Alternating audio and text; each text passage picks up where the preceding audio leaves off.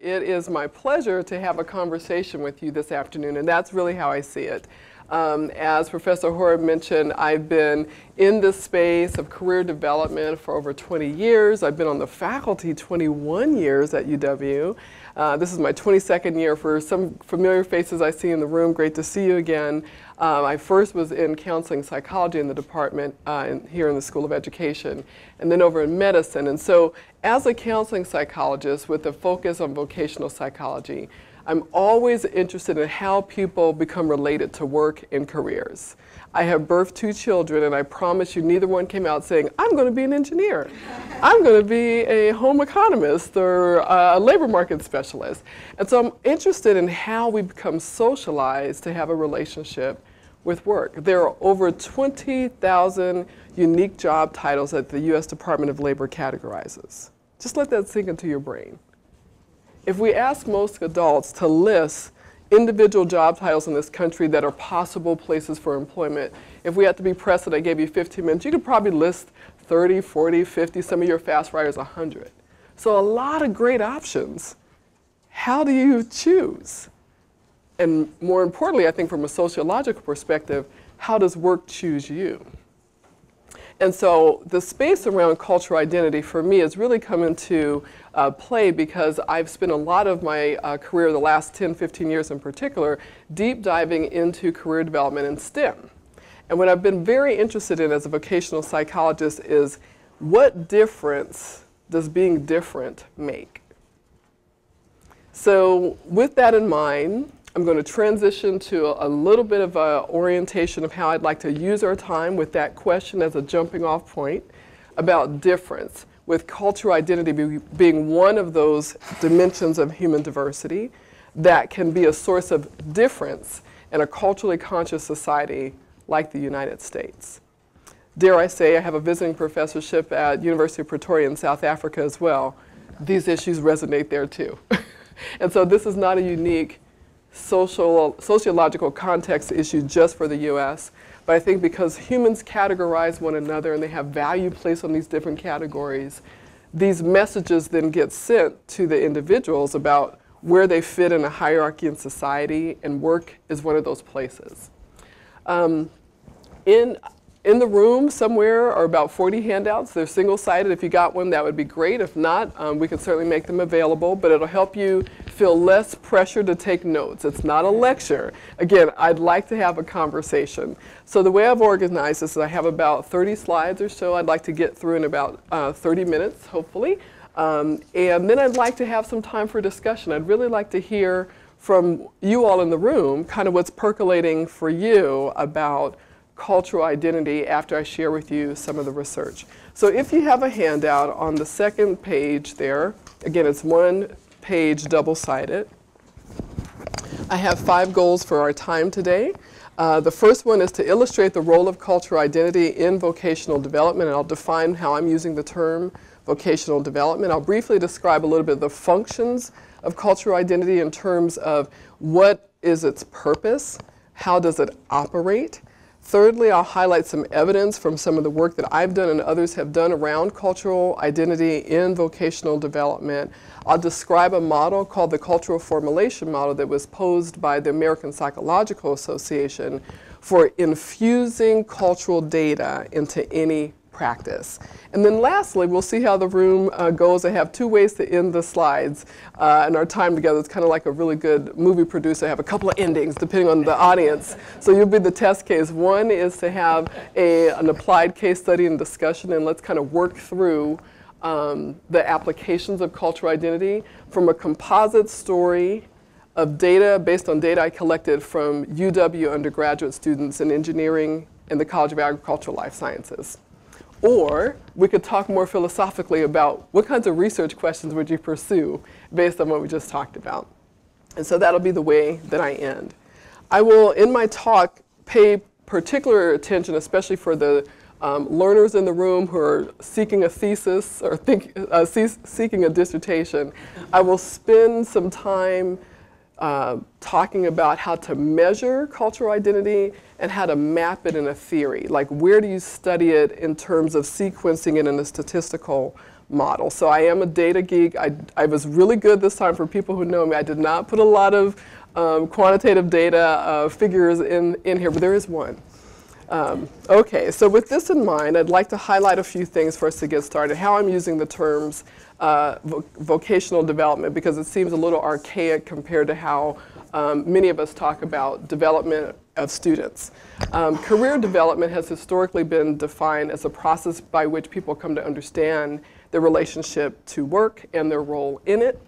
Academic development, of course, is the acquisition of knowledge and skills for educational success. So the way that I use vocational development is kind of merging of those two. The process of forming and implementing one's self-concept, which comes through formal educational processes across the lifespan, that then shapes how I orient myself to the world of work, given life roles that I might have. So when I think about vocational development, I'm really mushing together academic and career development in terms of how people form their identities and their sense of what they can do in work. So it's a skill set and a mindset. With that definition in mind, I'd like to jump into the role of cultural identity, what I mean by that. And I can imagine if I took a poll in this room with this next slide and asked you, what do you want to be when you grow up, especially when you're 5 years old, how you would answer that question. And then secondly, where do you see yourself in 5 years? Cultural identity influence and factors would be in there somewhere. Again, folk are not born with a specific career path in mind. They become socialized to it. When I ask you to think about where you're going to be in the next 5 years in your work-life plan, you're starting to think about, well, what's my priority socially? What role obligations do I have? Geographically, what might be open to me? What kinds of financial needs do I have? So a lot of cultural data are involved in both having aspirations, what would I like to be when I grow up, and some of us are still working through that, and where you see yourself in 5 years in terms of goal setting and planning. So however we answer these questions, I'm assuming that cultural identities have some role in them. This Yiddish proverb, I think, captures that point beautifully, which is everyone is kneaded out of the same dough, but not baked in the same oven. So what I'm interested in is how the different ovens or contexts in which we are shaped have an impact on our academic and career development. Relative to vocational psychology, culture has always been the Achilles heel, or kind of the shortcoming or challenge, I think, in vocational psychology. It's interesting to me that we tend to talk about race and gender as strong predictors of where you end up in educational attainment and the labor market. So my colleagues and I published a study a few years ago where we took 5 decennial periods of census data, 1970, 1980, 1990, 2000, and 2010. And we simply queried the data to look at to what extent cultural demographic diversity by race and gender have been absorbed into the labor market as it grew in the population. So we keep hearing about the browning of America, the feminization of America, the aging of America. And so as the larger population has more and more folk who are not identified as historically Caucasian, European ethnic descent, we were interested in to what extent that demographic data in the general population gets absorbed into 36 larger occupations. And what do you think we found? Not much across 40 years. In particular, we saw that white women, Asian men, and white men had the largest benefits of the demographic growth population into the labor market. The other race gender groups did not. And so even though we talk about having equity and inclusion, I make some assumptions in terms of the fact that race and gender are still strong predictors, regardless of your background, of where you will end up in the labor market, what occupations you will be employed in, and the educational outcomes that you have. Most of us know, in the School of Education, this little bit of soapbox moment, that the Madison Public Schools has an issue with a racial gap in academic achievement. And that is, despite a lot of different demographic factors held constant, even across SES, our brown students are not doing well. I birthed 2 children here in Madison. We also have one of the largest infant mortality rates for African American children. When I had my second child, the nurse at Meredith said, "I'm so glad that you made it through." I said, "What do you mean?" But folk like you usually have some complications, and your children are complicated. Now, complicated in birth, I should say. And so I have all this social capital, all this cultural capital. I'm a PhD, tenured full professor at UW. That does not mitigate the racial impact of my child's well-being and physicality in Madison. So my point is that race and gender are strong predictors of life outcomes. Now here's what's interesting. Even though we know that those are strong predictors, we talk about outcomes in terms of race and gender, but when we actually conduct studies, we focus on the effects of those variables, not the meaning or the experience that people in those categories attach to them, right? So we have these large data tables. You can think of the US Department of Education, all the different levels of education you can attain, and then columns of people by demographics of who's attained what level of education. But we're not doing as great of a job of understanding how people in those categories experience those cultural group memberships. And herein comes cultural identity. So although we focus on the effects of culture, and instead of cultural forms of experience relative to vocational development or career development, we study those outcomes apart from group membership. And so I've been specifically focused on African Americans' career development, specifically related to STEM fields, because I find it ironic that after 40 or 50 years of billions of dollars, not millions, billions of dollars of federal government funding to infuse diversity, inclusion, and equity in the STEM fields, we still have very little improvement from the 1970s, as shown by that census study. Did you know that the number, not percentage, but the number of African American men who applied to medical school in 2017 was the same number, not percentage, as 1977? That prompted a report by the American Association of Medical Colleges last year about the vanishing black male in medical sciences. So we have to ask ourselves, what is going on besides access and opportunity? I make a couple assumptions here. Two in particular I want to highlight. One comes from critical race theory, specifically Derek Bell, Faces at the Bottom of the Well, The Permanence of Racism, that he authored in 1992. I assume that race, racial prejudice, and racism are real. I'm not going to debate that. The data are there, and if you're interested in that, I could show you those data, and I publish on some of those. It is embedded, or these dynamics are embedded in all aspects of social life and institutions in the United States. So we have to understand that there are structural dynamics at play besides the individual's choice or interest in what college they pursue, if they go to college, how they transition into the workforce. And second assumption I make is that self-concepts about work, their careers, form alongside beliefs or self-concepts about my cultural referent group. So as I'm forming beliefs about the world of work, I'm also forming beliefs about who I am as a cultural being. I have a 14-year-old who's a 9th grader and an 8-year-old who's a 3rd grader. Both look like me, smart, dark-skinned, curly-haired little girls in Madison Public Schools. And they are navigating their career dreams about what they want to be when they grow up as the world is giving them feedback and mirroring to them what people like them should do. That's what I mean. That these self-concepts about work form alongside self-concepts about my cultural referent group. I make a final assumption, and that is that talent is normally distributed across all groups. So if you take a bell curve, I assume that all groups have talents. Access and opportunity are not. So the questions of interest, I'm glad you asked. Twofold. What is the relationship between these two classes of self-concepts? My concepts that I form about who I am, what I can do, like self-efficacy, I'll define these in a little bit, my confidence about what I can do, as well as my cultural beliefs or my self-concepts about what it means to be a member of my cultural groups that are important to me. And then what's the vocational impact of those? Again, I'm using that term vocational in terms of both academic development and career development. How does that work? At what point and how do these variables start to show up?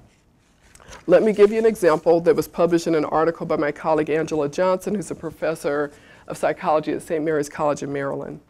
And she gives this example from a student who is a part of her qualitative study. She's been looking at a longitudinal analysis of a group of girls who started off in her high school physics class when she was a physics high school teacher. About 15 of them, they all happen to be from historically underrepresented, visible racial ethnic minority groups: First Nation, Native American, Southeast Asian, Black or African American, Latina, Chicana, Hispanic. And she's been following them for about 15 years. And she asked one of the students, Alethea, who's African American, to talk about an experience that stood out to her as an undergraduate. She's finished her degree now. That really illustrates her experience of being a cultural being in STEM. And she says this: I was doing my report on Graves' disease, which is hypothyroidism, a couple of weeks ago. There's different genes related to Graves' disease for different ethnicities. And for a long time, they were like, okay, it's just this one gene. But it was only found with white people. And I thought that was really interesting. But then in my presentation, I was like, should I mention the part about African Americans having a different gene and women getting affected a lot more? And I thought, excuse the language, damn, that's kind of messed up, that I should rethink presenting. It's as normal to the disease as its symptoms, you know what I'm saying? But still, I've sort of felt, damn, should I not mention that? Now this captures to me so many intersections of why cultural identity conversations have to be talked about in vocational development. She clearly wants to be recognized as a legitimate scientist, and this disease has different etiologies by race and gender, two groups that she happens to occupy identities with, African American and female. So her quandary is, if I share the diversity of how this disease affects different groups, that I'm a member of both of those groups, I'm bringing attention to the identities that are devalued as a scientist. Because when you think, me too, when I think about a scientist, who comes up in my head? It's not my face looking back, it's Matt's face. I'm just using it as an example. Right? It's male, somebody who visibly, I don't know your ethnic identity, but visibly presents in the world as a majority group member, perhaps of Caucasian European descent. And so Alethea is like, I want to present and do a great job in my program and present on the total etiology of this disease, but to do so is bringing attention to the things and the identities that are devalued in this scientific space. And so 10 years later, after this experience, and my colleague interviewed her, she said, I think the point is that given the conspicuousness of my race and gender, I felt the need to downplay it when discussing the disease. It wouldn't be very scientific because it's a very real part of the disease. But at the same time, I thought, I don't want to overstate the obvious characteristics of my being. Identity plays a role. So how relevant a person's race is to a given context is a function of both the given situation that they're in and the person's tendency to define him or herself in terms of race or ethnicity. And I'll distinguish those two in just a second. So racial identity may interrelate with the racial context of various occupational fields and environments. As an African American woman, thinking about being a K-12 teacher may not be a far stretch, because I can look around in the School of Education, I could see examples, I could see them in some classrooms. To think about myself as an astrophysicist. Neil deGrasse Tyson, who's the director of the Hayden Planetarium in New York, some of you have seen him on PBS, he's the one who debunked Pluto as a planet. And so he's a brilliant person who also happens to be an African American man. And he talks about choosing this path. So he's one of those people who knew when he was in elementary school he wanted to be a scientist. And he said this was by all means the hardest path, the hardest road to pursue, because everybody kept saying, don't you want basketball? Don't you want to go into business? Haven't you thought about the military? Okay? And so that context of a given occupational field in terms of representation, your demographic representation, may make racial identity issues more salient. I think that's beautifully captured in the movie that many of us saw. It's also a book, Hidden Figures, with three female mathematicians in the 1960s, early 1960s, Katherine Johnson, Dorothy Vaughan, and Mary Jackson, who were working in rural Virginia, and because of their mathematical computations, were able to get John Glenn into space and have him become the first astronaut to orbit the Earth. My hunch is that those three women, and we saw it depicted in the movie, had to navigate cultural identity on a regular basis, not only inside themselves, but people's reaction to them. So the residue of multiple oppressions in the lives of African Americans may compromise their opportunities to develop self-appraisals that are accurate about what they can do to work, not because of their abilities, but because of what the world reflects back. So the questions guiding my research, and then we'll get into some of what that research is, include the following. What is the vocational significance of culture on the thoughts or the academic and career cognitions that people have and their actual behaviors? And I've written about this early on, gosh, that's hard to say, it's been 20 years. I used to just say 10 years ago, it's been 20 years now. What is the vocational relevance of cultural identity variables in the context of a historically minoritized status and restricted occupational opportunities that could influence your choice? As I said, my oldest is a 9th grader, and so she's certainly starting to crystallize some of her career goals. And really until last summer, she was pretty certain that she wanted to be a marine biologist. I promise you that that interest in marine biology was not nurtured in a landlocked state like Wisconsin. I'm from San Diego. So she spent a lot of her time since she was 6 months old and spending summers and holidays around the ocean. So geography gave her some exposure to occupations. The same way geography or where you grow up or the historical moment in which you grew up in could expose you to various careers, I'm arguing so do our racial and gender identities in terms of the occupations that the world sends back to us that we fit in. So what are the functions of racial ethnic identity? I'll highlight 2 definitions and a couple of examples, and then we'll move into some of the research. Racial identity, just very generically defined by Janet Helms, is a sense of collective identity I have with a group based on perceived common heritage, whereas ethnic identity, by Jean Finney's definition, is a sense of belonging to a given group, given ethnic group as a function of shared practices, cultural beliefs, history, geography, language, religion, food, customs. And so racial identity typically becomes formed based on a perceived phenotypical commonality, like we look like we belong together, right? And so there are folk who can have an ethnic identity who they believe are my people based on an internal identity that is not necessarily reflective of their racial identities. Makes sense?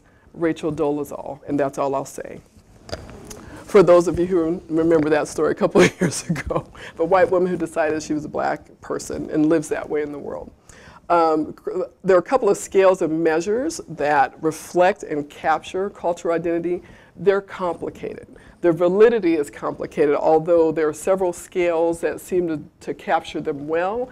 What kinds of questions would you ask? Just think about this, rhetorical. Would you ask yourself to tap into your cultural identity, your racial or ethnic identity? Exactly. If you could see what I see from this podium, most of your eyes went like, what would I ask? It's complicated because it's a dynamic experience. It depends on the context. I have a certain way that my black identity feels to me and is salient to me when I'm in a predominantly white space like the School of Medicine here than when I go to DC or when I go to South Africa. So it's context dependent. It changed from how I felt when I was 15 to how I feel now as an adult. So it also changes over time. But we assume that there are these constant navigations we all have around cultural identities, in this case, race and ethnicity. I'm going to talk a little bit in terms of the research I've done with the multidimensional inventory of black identity because of the validity that suggests it's a pretty decent measure.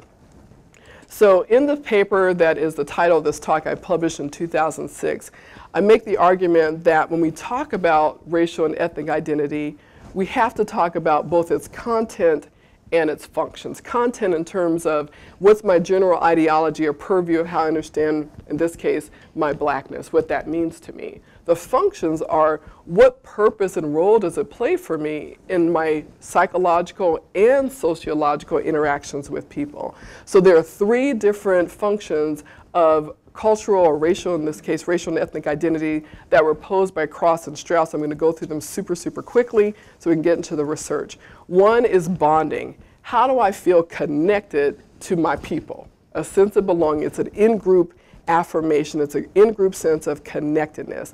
And this group identity can actually serve as a protective factor when individuals, especially for minoritized groups, go through the world.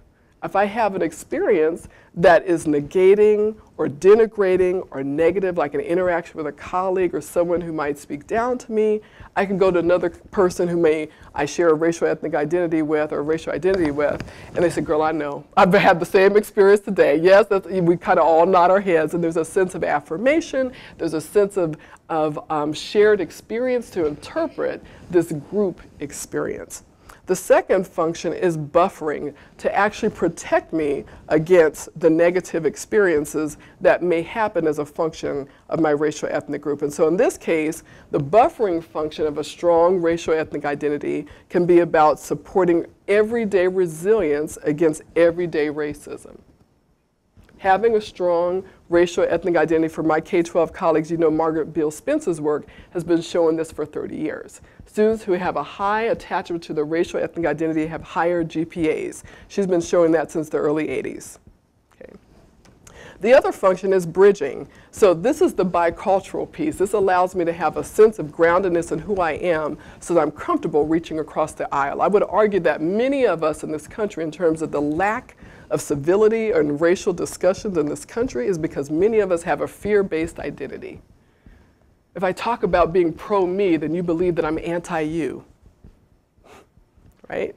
And so as we talk about bridging, the function here is that this inter-ethnic interaction can be especially adaptive for individuals from minority groups as they operate in dominant cultural groups. And this has been what has been the focus of my studies with STEM students of color here at the UW, navigating a STEM degree in a predominantly white space. And what we have been finding, and we published this a couple of years ago in 2010, is that those students who have a high bridging identity, or the high identities that allow them to bridge with other cultural groups, have a stronger academic self-efficacy. That is, they feel more confident about completing their degree, and they're more likely to do that as well. So why is this important? The evidence from vocational studies about racial and ethnic identity make a pretty strong case, and I summarize this in the paper. And I don't know if I said that this study is based, or this talk is based on a paper that I published in 2006. So if you're wanting a deeper dive, the citation I can share with you at the end. But I summarize this work that shows over and over again, pretty convincingly, the evidence that racial and ethnic identity shape career development processes and outcomes for all individuals. I'm just giving the examples of African Americans and people from historically minoritized groups. This is for all of us. And specifically, these identities show up in 3 different spaces. Our confidence about making decisions relative to a career, so that having a higher sense or more positive racial ethnic identity, students also report having more confidence about making career decisions.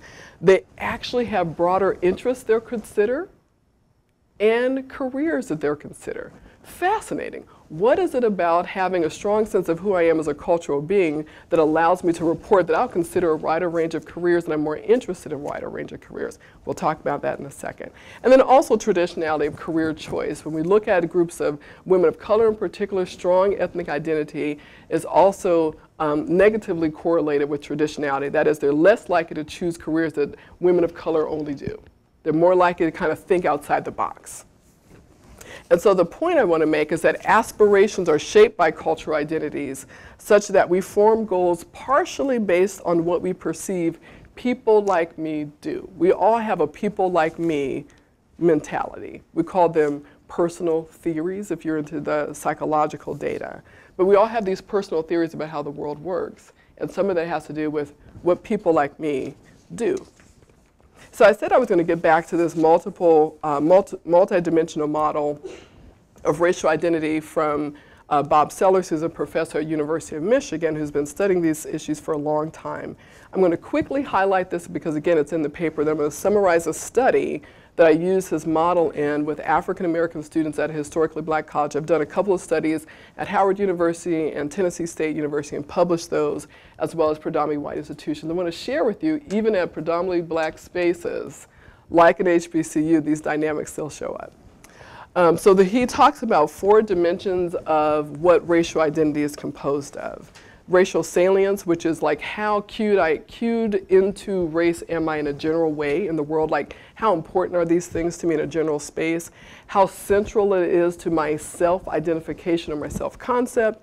Racial regard has to do with both a out-group positive regard, that is, how do I feel about brown people myself, or in this case African Americans, but also how do I believe others perceive or regard African Americans, and then racial ideology. I'm only going to talk about racial ideology because the rest are kind of complex to model statistically. Racial ideology reflects racialized, or black individuals' racialized worldviews through which issues like race and racism are interpreted. And I'm also arguing, because it taps into these attitudes about how we live and interact in the world, that they also may be connected to how we view the priorities and the experiences of earning an education and engaging in the workforce. So what are those 4 ideologies? And again, super fast, going to go over this. They are not hierarchically organized. That is, one is not better than the other. And in fact, many of us can have what they call an ideology profile, some attitudes of all of these 4 to different levels or different degrees. Assimilation ideology emphasizes similarities between blacks and other Americans to the upper right.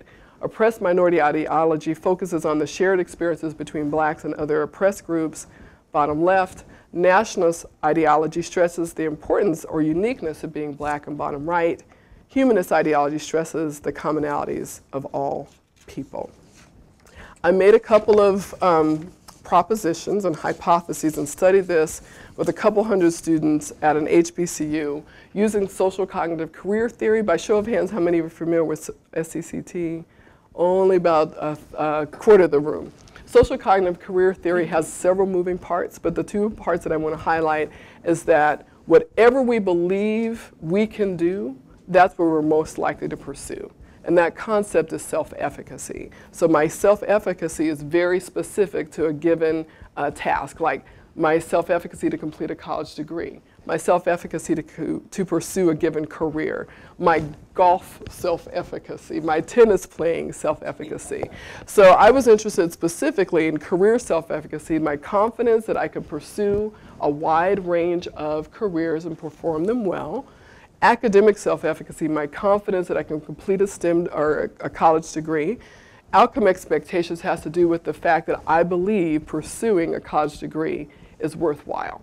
So the combination from social cognitive theory of my confidence in my ability to do something and my belief in its worthwhileness, outcome expectations, those 2 together strongly predict, we have about 50 years worth of data, strongly predict actual behavior. And it predicts performance once you actually engage in the task, and it predicts persistence at the task. So your pursuit, your performance, and your persistence, all 3 Ps, predicted by efficacy and outcome expectations. And so what I was interested in is, do ideologies show up as strongly correlated with any of those variables, especially at a place like an HBCU where you have an affirming, at least in theory, an affirming, culturally reflective environment? The answer is yes. And I'm just going to highlight the text in black. I realize it may not project well in the back, so I apologize. But for for career self-efficacy, assimilationist ideology came up as a negative correlation, but it's a complicated statistic to share, but that was a suppressor effect. What that meant is that when academic self-efficacy, which is the stronger predictor, you can see 0.59 beta weight at the top of the row there, when that variable is not in this model, so academic self-efficacy explains career self-efficacy the most. People who are confident in completing a college degree were more confident in pursuing a wide range and performing a wide range of careers. If I take academic self-efficacy out of the model, assimilationist drops out. It's not significant anymore. So this is a suppressor effect for my statistics geeks. I told you I'm a data junkie. What that means is that when academic self-efficacy is present, assimilationist becomes significant to a negative level because it's actually connected to academic self-efficacy, not career self-efficacy. What that means is that what assimilationist is showing is that when it's to the degree that students have more assimilationist or focus on all commonalities, again, HBCU, commonalities between black people and all other folk, they're less confident about performing and completing a college degree. Let me let that sink in for a second. So what that means is that in this case, for this sample, focusing on the commonalities that black people have with a whole lot of other folk actually was not supporting a stronger academic self-efficacy. It actually decreased it. So the opposite could also be informed, right? Which is lower assimilationist identity, higher academic self-efficacy. And that's what's actually contributing to career self-efficacy. That was a statistical moment. We're done for those of you who are concerned. The other place it shows up, I said this would not be a classroom lecture, got a little taste of what it's like to be in a class with me for the whole semester. Outcome expectations, assimilation ideology did show up positively. So those folk who endorse an assimilationist identity had more positive beliefs about why a college degree is useful. And then lastly, career interest, nationalist ideology focused on pro-black attitudes had a positive correlation with career interest. So what does this all mean? Glad you're asked again. Placing an emphasis on your racial reference group is relevant to some aspects of career behavior like interest and career barrier perceptions, which is another part of the study that I'm not going to highlight now for sake of time. But placing emphasis on commonalities with Americans is relevant to others, like career self-efficacy and outcome expectations. So here's the takeaway, especially with an HBCU group. For those students who are focusing on their commonalities with all other groups, that can be very helpful when you're thinking about your performance in a predominantly white space, like the workforce. That's why I hypothesized that there was a positive correlation with outcome expectations, because that's about the utility of my college degree in terms of getting into the workforce. And so having the assimilationist ideology, very helpful. What am I interested in? The argument I made in theorizing the interpretation of these data were that having a nationalist ideology helps me to overcome the occupational stereotypes reflected back at me, because pro-black attitude says I can do whatever I want to do. The world is not going to limit me because of my cultural group membership. And so I see a wider range of students' presentation of interest, and we've shown this again in several studies. And so the argument that I'm making is that from this vocational significance of cultural identity, it shows up and it matters depending on what aspect of career development you want to look at. All of these dynamics in career development, whether you're looking at interest formation, perceptions of the barriers that you're actually going to have as you pursue a career, your confidence in performing a career, your outcome expectations are part of transitioning out of college into a career.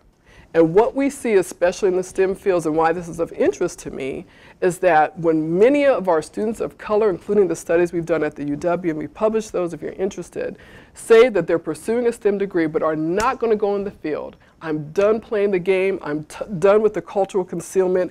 I don't want to be the lonely anymore. I'm tired of proving my competence. I'm tired of folk asking about my intelligence. I'm tired of having to work twice as hard to be seen half as good. Fill in the blank. What they're saying is that this college to workforce transition is complicated by culture, but we're not measuring it. And so the argument that my colleagues and I are making is that we have to look at cultural identity as one of the factors that come up when people are pursuing their college degrees and thinking about what they're going to do with them. And so the content and the function of racial identity is important, because it's not just about, is identity like important to me, is my blackness important to me, but how am I using it? How am I using it to interpret the world and people's reactions to me? What do you mean by nationalist? Nationalist ideology is a pro-black ideology. Yep. Thank you for asking that. So we're going to transition now to the so what. Cultural identity plays a role, this is my takeaway, in how African Americans appraise both their own self-beliefs. You go back to my original argument about self-beliefs and then my beliefs about my cultural group of forming at the same time. It affects their appraisal of both the self, their beliefs and perceptions about their own attitudes and their abilities, and the context in which they find themselves performing, in this case, perceptions of career barriers. So the other part of that study, I didn't want to show too many data slides, is that nationalist ideology was positively associated in this HBCU sample of anticipating many career barriers to finding a job and performing a job. So what does this mean in terms of application and practice? How can we intervene? I know we have a lot of practitioners in the room. Just by some of my colleagues' faces, I know that you're thinking, so what do I do? The cultural formulation models I mentioned by the American Psychological Association in 1994 developed a 5-step model to help clinicians more deliberately document and assess culture in their diagnosis and treatment with various, with various patients and clients. Although this is in a clinical space, again, I'm staying true to my identity as a counseling psychologist, I think you can extrapolate this to your career counseling, to your educational interventions, to your advising. And there are 5 areas that they talk about in this cultural formulation model. One is self and cultural identity, so actually assessing who this person is as a cultural being. Secondly, how this person understands their career problems. All of us, again, have some interpretation about how we're experiencing an academic or a career challenge, but what is their cultural conception of those problems? What is the context in which they find themselves performing? Again, in this case, I'm interested in the demographic composition of the spaces that many of our students are in. And as I said, my entire academic career has been here at the UW. I did not grow up here. I did not plan to stay here this long. However, as I thrive here, I have to navigate both as a professional myself, talking about self and context, being the only, well now I'm the only full professor, male or female, African American in the Department of Medicine. And the Department of Medicine at the UW is the largest department on campus. It has all the clinicians in it. And you better believe there's some contextual dynamics I have to navigate in my career development. And so as we think about context, I have been focusing on the demographic composition in which students find themselves. And I'm telling you, a lot of our students of color in particular, you've heard it, at the UW, they get their bachelor's degrees and they're like, I'm out of here. I'm done with this context. It is exhausting. I have racial battle fatigue. I have gender battle fatigue. I have racial gender battle fatigue. And I don't want to keep doing this anymore. I'm going back to fill in the blank. And so when we start to think about the workforce, and this is a basic economic issue going to the labor force market, we're investing a lot in students here at the UW, but they're leaving the state and taking all that talent with them because they don't want to be here in Madison. They don't want to be here in Wisconsin. So there are some, I think, very practical reasons we want to think about the context in which our students find themselves and assessing for that. And then, of course, cultural dynamics that show up in the relationship you have, whether it's therapeutic, advising, or counseling, and then your overall cultural assessment and a plan for diagnosis and care. So in that paper in 2010 with this cultural formulation model, I made an argument for specifically, glad I had the cap on, argue for a cultural identity profile of our clients. And the profile includes a content and a functional analysis of their identity. And I will say this, I have not done this a lot in my original counseling before I stopped doing therapy and became a professor, but I have found it very useful since, and a lot of the interventions I do now are at the group level with students of color at the undergraduate and graduate level who are in STEM degrees. And I spend a lot of time going through this profile analysis with them, is what is important to them about their cultural identities, and how is it operating across these 3 functions, bonding, bridging, and buffering. And for many of my students, they're saying this is so helpful to have a language to even think about some of these dynamics, because they come into our offices just jumping up like, I don't want to be here at the UW. What does that mean? Let's help unpack that. And I'm arguing that this content analysis and this functional analysis is a helpful way to think about that. So there are 3 conjectures or assertions I make about why this cultural formulation model may be helpful. Specifically, it helps us as practitioners to increase our critical understanding of the interaction between career-related self-construals, my beliefs about myself, and culture. Help us to help the client or student increase their resistance against academic and career disruption that could happen because of suboptimal environments. And also to increase the practitioner, in this case therapist, understanding of the context of the cultural context of students' academic and career problems. For the practitioners in the room, just want to give you a few tools that I have found very helpful. And these are all available publicly through various publications. If you're interested in them, I can give you the full citations. One is most folk I work with now, I ask them to do a career genogram.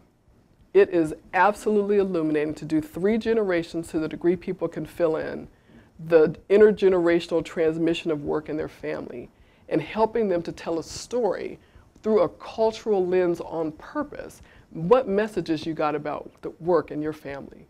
What expectations did you get about career fulfillment? And what many students would tell us is that they're starting to realize that they are dealing with especially students of color, the answer to the dreams that were unfulfilled of previous generations. I'm going into engineering because my father wanted to but couldn't be. And so it's really helpful to start understanding in a very graphic way. It's just very simple, just what were the people, give me the gender and the demographic, their relationship to you and the work they had, whether it was paid or not. Fascinating. Secondly, is a publication called The Career and Culture Interview that my colleague Joseph Poinerato from Fordham University published a couple years ago with students. Over 16 questions. If you're like, I don't know how to ask that, great. They gave you 16 question interviews that you could use in your assessments and your advising with students. I also use a personal racial ethnic identity interview that helps me understand when did you first understand that you were a cultural being and what kind of messages did you get about what it means to be a group member. Okay? And then lastly, I focus a lot on perceived occupational opportunity. What kind of messages have students gotten, including us, about people like me? People like me do what? So the summary, and then I think we should have about 10 minutes left. The takeaway I hope that you got at this point is that the vocational significance of racial and ethnic identity variables, especially in the lives of historically minoritized individuals, is a function of what dimension of career cognition you want to examine or behavior. And that is likely based on how they evaluated the racialized nature of each one of those factors. So how I'm evaluating the value of my college degree, outcome expectations, may be different than how I'm evaluating my own sense of competence to perform a career. Okay. And so as we think about particular implications, and I'd like to now stop talking and open up for discussion, I think there are interesting practice and research considerations. And what I'd like to do is, since we have, I think, just about 8 minutes left, is I'd like to open it up and hear from you all. I have about 5 questions that come up to me. Again, if you're in search of a thesis or a dissertation, this is low-hanging fruit I'm tossing into the room. 5 questions that resonate for me, and then I'd like to open it up specifically to hear your thoughts and reactions. One is, how might cultural identity operate as a predictor or a moderator or an outcome of vocational development? We actually don't know this yet in vocational psychology. This has not been identified. We have some sense that there are some high correlations with these cultural identity variables at different parts of a career development, interest formation, efficacy beliefs, but we don't have any longitudinal studies to say, is this really an iterative process, who I am as I start approaching maybe 6th grade, 7th grade, forming some initial concrete career goals, not the ones in, when you're 5 years old, it's Batman, it's Superman, it's a model. But when you get to middle school, it starts to get a little bit more crystallized, right? And how these identity variables start to show up might be an initial spark there, but then it moderates how I think I'm going to actually be able to pursue that career based on people like me.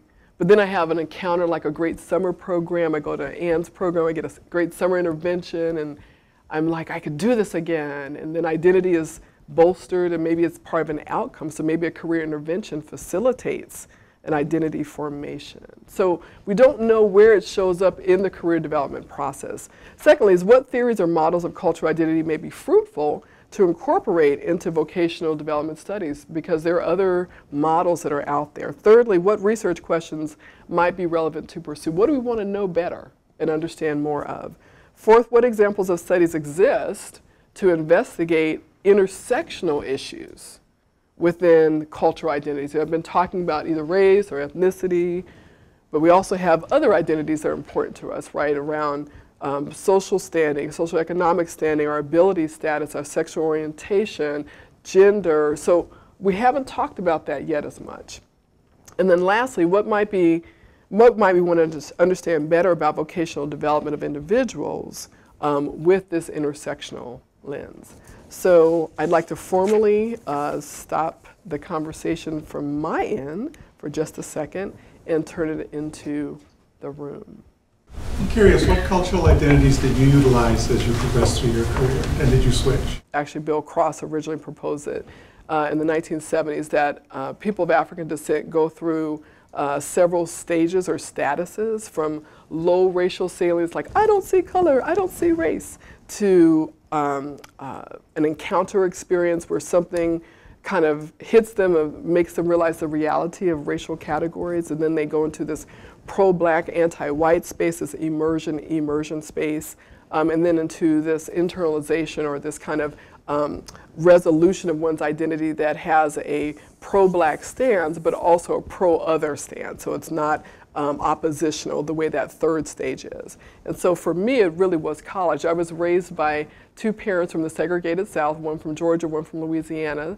And you would think out of all people, having grown up in the segregated South, and then my father in the Marine Corps for 28 years, which was one of the most racist parts of the armed forces, that there would have been a lot of, I don't know, anti-white sentiment in my house, but it was very assimilationist. In fact, I think my parents' generation in the 30s, that was part of their sense of the American dream, is that their children would be integrated into these white spaces, they would have access to higher ed and what have you. So I got a lot of messages about being proud of who I am, being a credit to the race. But really when I got to college and became involved in the Black Student Union, I was like the fist in the air sister, you know, really kind of like looking at racism everywhere in the world and kind of, you know, calling out my parents like, why didn't you tell us more about this part of our history? Why didn't you tell us more about that part of your history? And really as I came into graduate school and had a lot more history and foundation of multicultural counseling and theory, I became more in terms of what Helms talked internalized state, where I had a sense of groundedness in who I am, but also a valuing of all kind of identities. And so really for me, college was the encounter experience, and I think I've kind of stayed in that internalization space since then. Does that help? Okay. Thank you for asking that. In your own research, you kind of just talked about in your own experience kind of growing up with sort of like a colorblind, assimilationist kind of ideology, but like gaining more consciousness kind of as you went to college. And I'm thinking about some of the students that you talked about and and like some of the sorts of problems with feeling like they belong, maybe some of the microaggressions that they're experiencing. And I'm wondering if you've noticed in your research the role of kind of race consciousness or critical conscious raising and how that may be affecting their experiences and what they decide to do. I hope I did not suggest I grew up in a colorblind ideology. It was more about an integrationist, I would say, ideology. We're very aware of race, but just not putting a lot of energy on it. I also grew up in a very religious home, and my faith is still very central to who I am, and so I also got a lot of messaging about being my best self because I need to reflect God in a good way too. So this critical consciousness piece is where I spend a lot of time in interventions, actually with my STEM students. I have a 2-day training, actually I just finished 2 weeks ago in Northern Virginia with about 170 students of color, historically minoritized individuals, PhD biomedical scientists. And it's pretty intense. It's a lot. It's very painful for historically minoritized individuals, in my experience with the people I've worked with, to develop a consciousness about how racism actually operates. It's a sad mourning process because many of us have had the message that you can do anything, you can be anything, and I do believe that's true. And I believe part of the critical consciousness development is understanding how systems and institutional dynamics can constrain us. You can still develop strategies, and I think that's where we come out of the mourning and the sadness about these issues to develop strategies for dealing with microaggressions and macroaggressions. When one of the examples we had is that students of color here in engineering, this was a study we did in the mid-2000s, at Steenbach Library, which is where a lot of the science journals are, they were reporting that white classmates in their study groups would purposely remove journals or hide them out of the Steenbach Library so they couldn't find them and therefore couldn't do the assignments. That's not a microaggression. That's like, I don't want you to be here, I don't want you to succeed, I don't want to have to compete with you on the bell curve, whatever. This is real time, this is UW, this is not me making it up. Okay, so what is that student supposed to do? Like, how do they go to an instructor and bring this up? Or how do they navigate these dynamics with their classmates? There are clear messages: you are not valued, right? I had a student who happened to be Native American, very visibly in a traditional sense of a First Nations person, longer hair, shorter stature, talked about going to an engineering hall lecture, gets there early like most students, sits down on the row, and everybody got up and left. That's UW. Everybody got up and left. Now, how do you think he was feeling for a 50-minute lecture? What is he attending to? So these types of critical consciousness pieces, I think that you are bringing up, and I appreciate you did, are absolutely critical, but where are the competencies amongst us to teach that? I think we see it in some of the K-12 literature. We've talked about, we have some of the best critical race theorists in education right here in this building. How many of you have taken that literature and brought that into your advising practice, or your career counseling practice, or your therapy? And so we start to talk about that college to workforce transition. It's because I hypothesize that it's because we have not built and equipped students to deal with these dynamics that they get tired. Who wouldn't? I'm an adult with all kinds of social capital and cultural capital around me, and it's exhausting. And then we go, oh, why can't we keep them in the pipeline? Why won't they stay? And I'm saying, I think that there is a better way. And that includes building the capacity of our students to have the cultural armoring that allows them to be resilient. But that's why I talk about bonding, buffering, and bridging, because those become 3 ways we can start to come up with very concrete strategies and skill sets to help our students intervene. So there's some buffering stuff that those students who are dealing with the Steenbach journals, I can't find them to do my assignment and it's due on Friday, have to deal with. Like, that's sad that somebody actually plotted my downfall for nothing else than what I perceive to be my race. I'm wondering how you emphasize the or minoritized aspect of our identity and pointing out the process, the ongoing process of oppression, where I'm not a minority, even my numbers, but how I'm perceived, how I'm engaged, how I'm looked upon, and most importantly, my intelligence is gauged on how I respond versus react. In other words, using puppeteer action as if my soul or my emotions are superficial. And if I'm not able to control my emotions, therefore I'm not intelligent. And you knowing that, and that's interfacing in the classroom as you speak, and then you become like the speaker of your people, you're forced to identify toward a vocation that's going to allow your kids not to have to go through that experience. So it's not just historically looking back, fighting the struggle, but so that the future, it might be a little bit easier.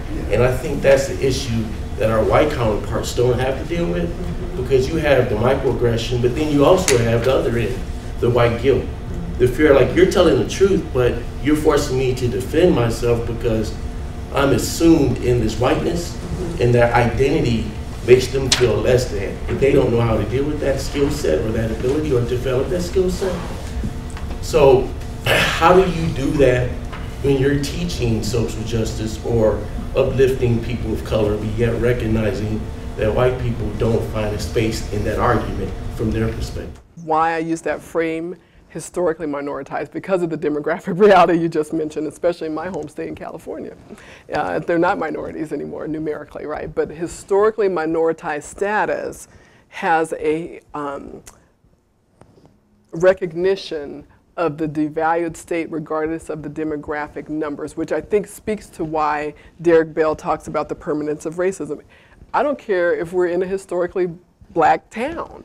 These dynamics still exist in the air, right, in this country, and we see it on the national scale. And so we have to talk about the reality of some of these intergenerationally transmitted values of who has access to resources. To answer your latter question, I spend a lot of time now with, and Leah Nell's one of my colleagues here, she's seen this in action. We spend a lot of time building the capacity of our white colleagues, mainly faculty, that's where I spend my energy now, building their competencies to lean into the messiness of cultural diversity. And it means they have to start with understanding themselves as a cultural being.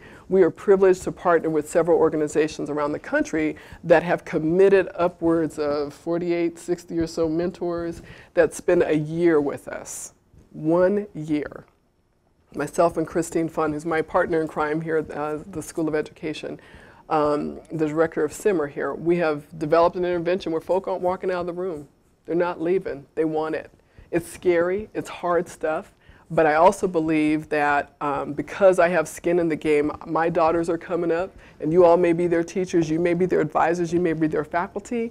I want you to have the comfort and capacity to see the light in their eyes, to see the brilliance the way I see them, and not get turned off by the Afro puffs.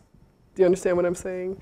So I also believe that we have to build the capacity of our white learners who are historically identified as European Caucasian as well. And I think we're seeing flashes of that. It's complicated because we don't see that as the mission of higher education. We don't see that as the mission of college student development. And yet, our students are demanding it. Our chancellor will tell you, Becky Blake, she's had to respond to that in 2017, didn't she? Because the students demanded that she did.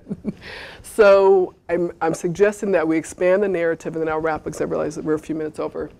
I'm suggesting that we expand the narrative of what college workforce transition and college student development there, and I'll just put that in the blanket, vocational development achieve and focus on by addressing the role of cultural identity. I have been presenting it based on the perspective of historically minoritized individuals for the sake of this conversation, but we're all in the same water. And we all need to have these conversations. So with that, I'd like to formally end and thank you for your time.